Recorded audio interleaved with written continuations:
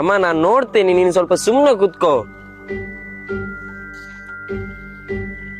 Hello ಚಿಕ್ಕಮ್ಮ, ತಂಗೇನಾದ್ರು ಮನೆಗೆ ಬಂದಿದ್ಲಾ? ಇಲ್ವಾ? ಓಕೆ. ಏನಾಯ್ತು? ತಂಗಿ ಇನ್ನು ಮನೆಗೆ ರೀಚ್ ಆಗಿಲ್ಲ ಅಂತ, ಸ್ಕೂಲ್ ಬಿಟ್ಟು 1 hour ಆಯ್ತು. ಎಲ್ಲೋ ಫ್ರೆಂಡ್ ಮನೆಗೆ ಹೋಗಿರ್ಬೇಕು, ಡೈಲಿ ಹೋಗಿ ಬರೋ ದಾರಿ ಅಲ್ವಾ, ಅದಕ್ಕೆ ಯಾಕೆ ಇಷ್ಟು ಟೆನ್ಷನ್ ಮಾಡ್ತೀಯ? ಬರ್ತಾಲ್ ಬಿಡು. ಹಲೋ, ರೀಚ್ ಆದ್ಲಾ? ಓಕೆ ಓಕೆ, ಬಂದ್ಲಂತೆ. ಹೇಳ್ದೆ ತಾನೆ, ಇದಕ್ಕೆಲ್ಲ ಭಯಪಡ್ತಾರೆ ಯಾರಾದ್ರೂ?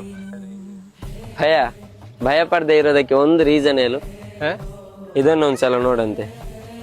There is a saying, when rape is inevitable, lie down and enjoy it. That's exactly the position into which you are. ಇದು ನಿನ್ನೆನ ಮುನ್ನೆನ ಆಗಿರೋ ವಿಷಯ ಅಲ್ಲ, 2021ರಲ್ಲಿ ಆಗಿದ್ದು. ಅವತ್ತಲ್ಲಿದ್ದವರಿಗೆ ಇದು ಬರೀ ಒಂದು ಜೋಕ್ ಆಗಿತ್ತು, ಪ್ಲಸ್ ಅವರ ಟೈಮ್ ಕೂಡ ಚೆನ್ನಾಗಿತ್ತು. ಆದ್ರೆ ಕಾಲ ಸುಮ್ನೆ ಬಿಡುತ್ತಾ?